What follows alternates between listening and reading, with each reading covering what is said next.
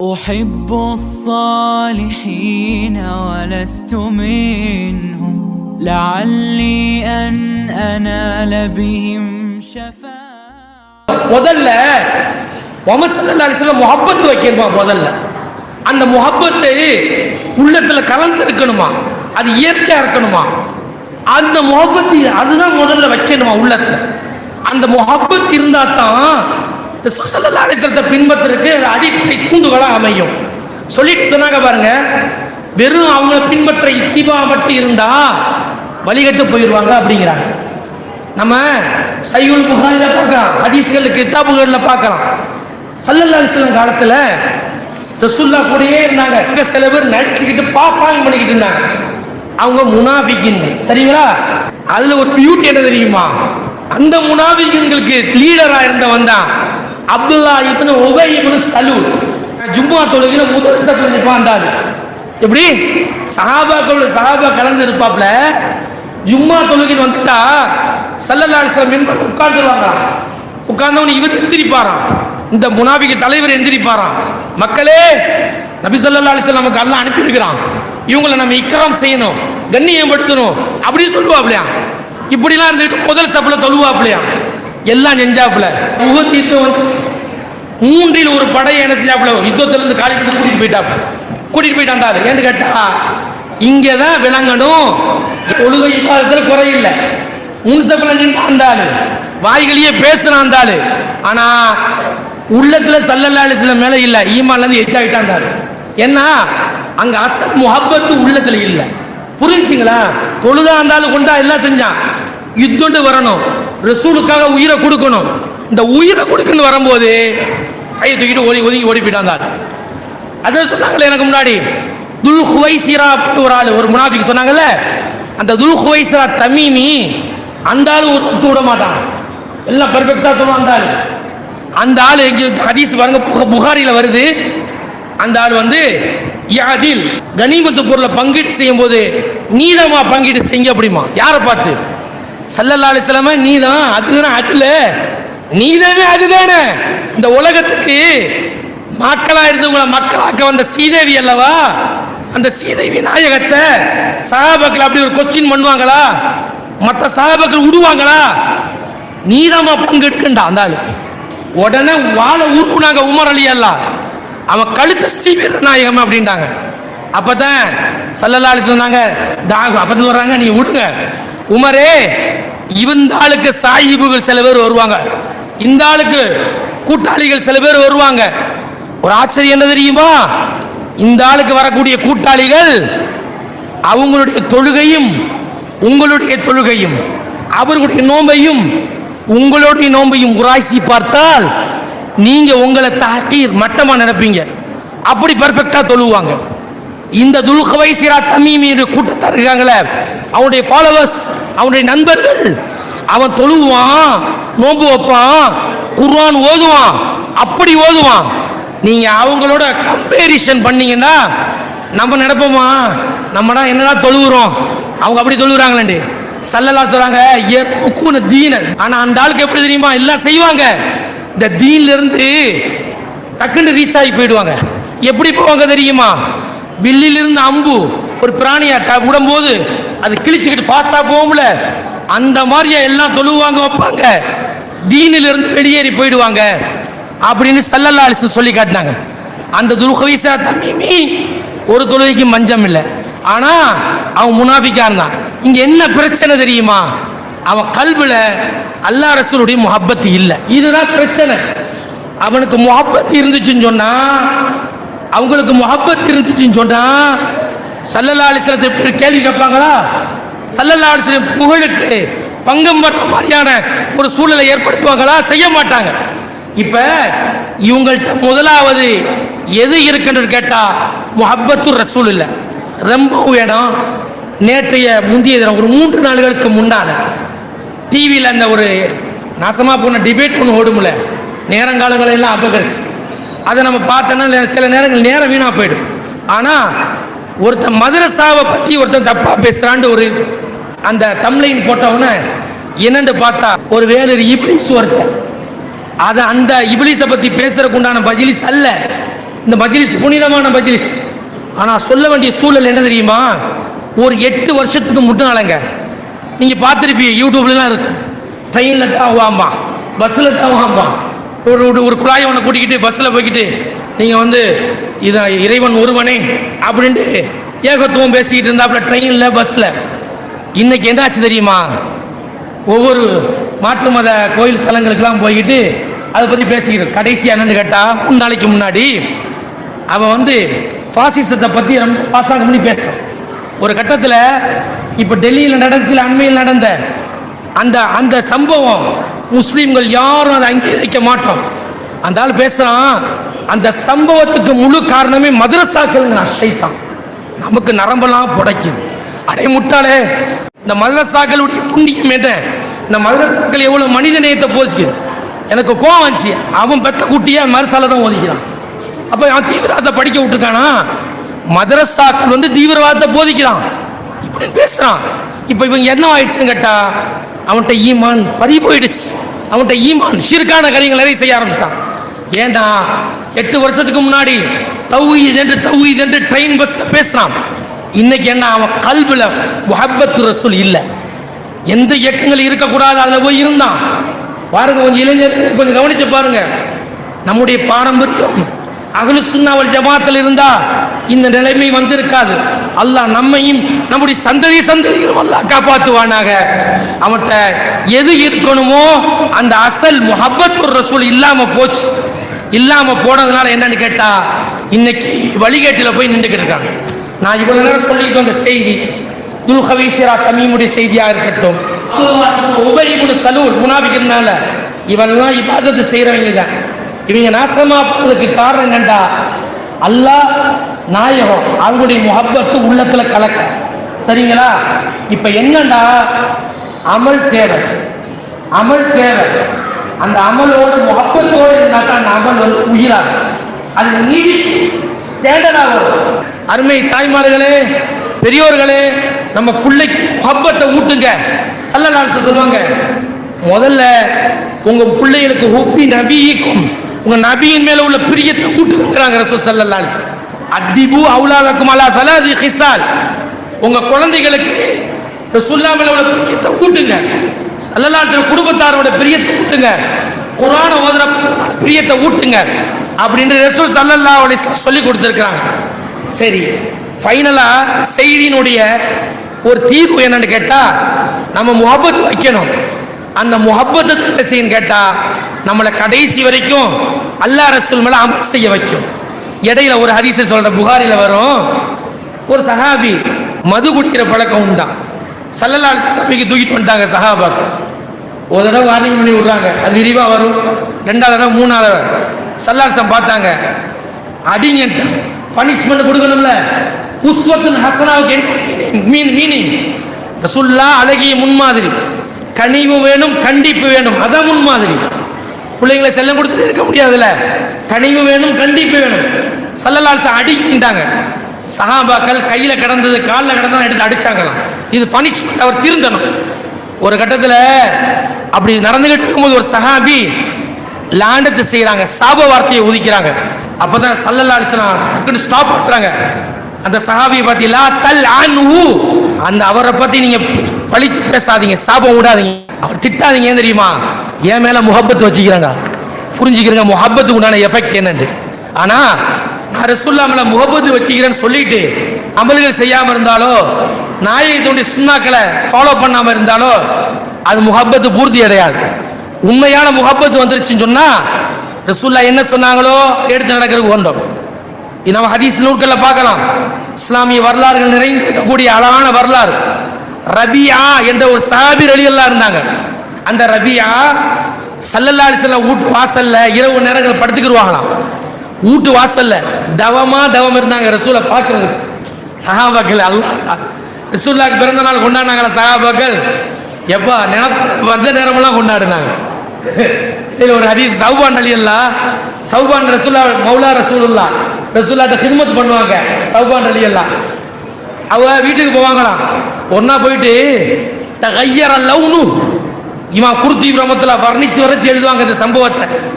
முகமெல்லாம் மாறி போய் மஞ்சளிச்சு போய் கவலையில் ஆள் உடைஞ்சு போய் துரும்பா போய் ரசூலுல்லாஹ்வுடைய திருசபைக்கு வர்றாங்க.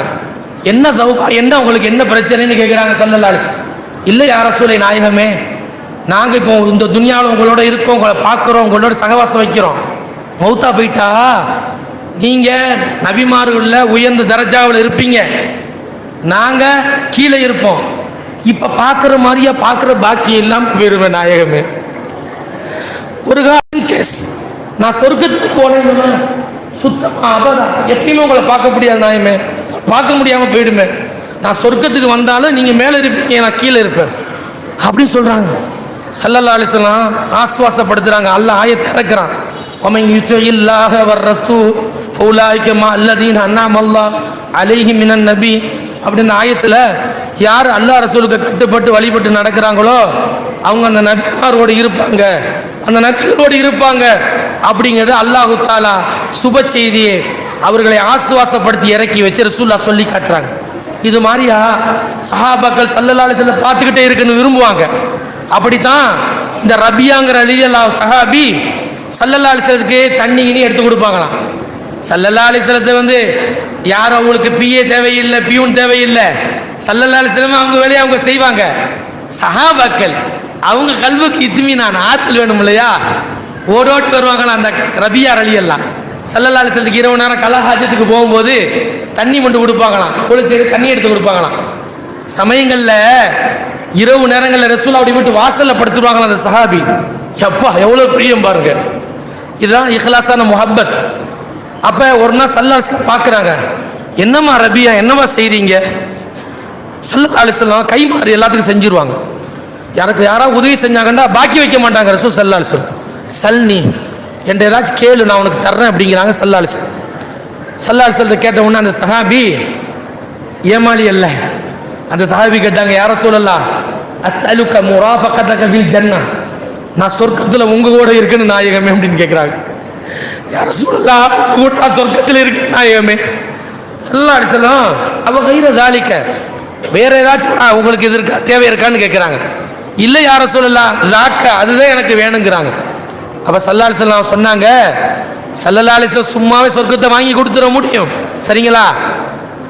அல்லாஹ் சொல்றான்ல, நபியே நீங்க நானவுக்குள்ள தான் ஹிதாயத்தை கொடுக்க முடியாது. அல்லாஹ் கொடுத்து அல்லாஹ் ரசூல்லா அப்படி சொன்னானா, அதே குர்ஆன்ல இன்னக்கல தஹ்தி இலா சிராத்தி முஸ்தகீம், நீங்க சொல்றான்ல, அது விளக்கங்கள் இருக்கு. ஆனா நீங்க ஹிதாயத்தை கொடுக்கணும்னு சொல்லி ரசூலுல்லாஹ் அல்லாஹ் கொடுத்தான்னு வச்சுக்கீங்களேன், ஊடு கூட டோர் பை டோரா போய் ஹிதாயத்தை கொடுத்துட்டு வந்துருவா. எதுக்கு அப்ப நரகம்? ஸல்லல்லாஹு அலைஹி வஸல்லம் அவ்வளவு கருணையான நபி சரிங்களா? இப்ப ஸல்லல்லாஹு அலைஹி வஸல்லம் கேட்குறாங்க, ரபியா சொர்க்கத்தோட என்னோட இருக்கணுமாமா? ஓகே, ஒரு சின்ன ஒரு இது பண்ணணும், நீங்க என்ன தெரியுமா, நீங்க அதிகமா சுஜூத் செய்யணும் அப்படிங்கிறாங்க. அதனுடைய நோக்கம் நீங்க அதிகமா தொழுகணும். இந்த செய்தியினுடைய சுருக்கம் இதுதான். என்னன்னு கேட்டா, ஸல்லல்லாஹு அலைஹி வஸல்லம் ஆழ்ந்த முஹப்பத், இதயம் கலந்த முஹப்பத், பரிசுத்த முஹப்பத் வைக்கணும். உங்க மேல நம்ம முஹப்பத் வச்சோம் சொன்னா கண்டிப்பா ஆட்டோமேட்டிக்கா தொழுக இபாதத்துக்கு எப்படி எப்படி நடக்கணும் அப்படி இப்படி உம்மத்து நடக்கும். துல் ஹுவைசிரா தமீமி அமல் செஞ்சாங்க, இதை நாங்க பேசணும். அது மாதிரியா உபை இப்னு சலூல் அமல் செஞ்சாங்க, ஆனா முஹப்பத் இல்லை. ஆனா அந்த முஹப்பத் எப்படி இருக்குன்னு தெரியுமா? அதுக்கு உதாரணம் என்னன்னு கேட்டா, அலி ரலியல்லாஹு ஹிஜ்ரத் வரும்போது, ரசூலுல்லாஹ் வரும்போது, ரசூலுல்லாஹ் தங்கியிருந்த வீட்டில் அலி ரலியல்லாஹு உட்கார வச்சு சொன்னாங்கல்ல, அதை கொஞ்சம் கற்பனை பண்ணி பாருங்க. 100 இளைஞர்கள் வேலை ஆயுதம் நிற்கிற அம்போட ஸல்லல்லாஹு வருவாங்க, வந்தா போட்டோன்னு நிற்கிறான். அப்போ அந்த நேரத்தில் ஸல்லல்லாஹு அலைஹி வஸல்லம் ஹிஜ்ரத் வந்துட்டாங்க, சித்திக் நாயத்தோட வந்தாங்களா? அப்போ அலி ரலியல்லாஹு படுக்க வச்சுட்டு வந்தாங்க. அலி ரலியல்லாஹு தைரியமா ஃபேஸ் பண்ணாங்க, கொண்டு விடுவான்னு தெரியும். ஸல்லல்லாஹு அலைஹி வஸல்லம் அந்த பெட்ஷீட்ல அலி ரலியல்லாஹு படுத்தாங்க. இதுதான் இந்த முஹப்பத் வேணும், உயிரை கொடுக்க ரெடியா வரணும். வந்துட்டாங்களா ஹிஜ்ரத்து, அபூபக்கர் சித்திக் ரலியல்லாஹு அன்ஹு சௌர் குகைக்கு வர்றாங்க.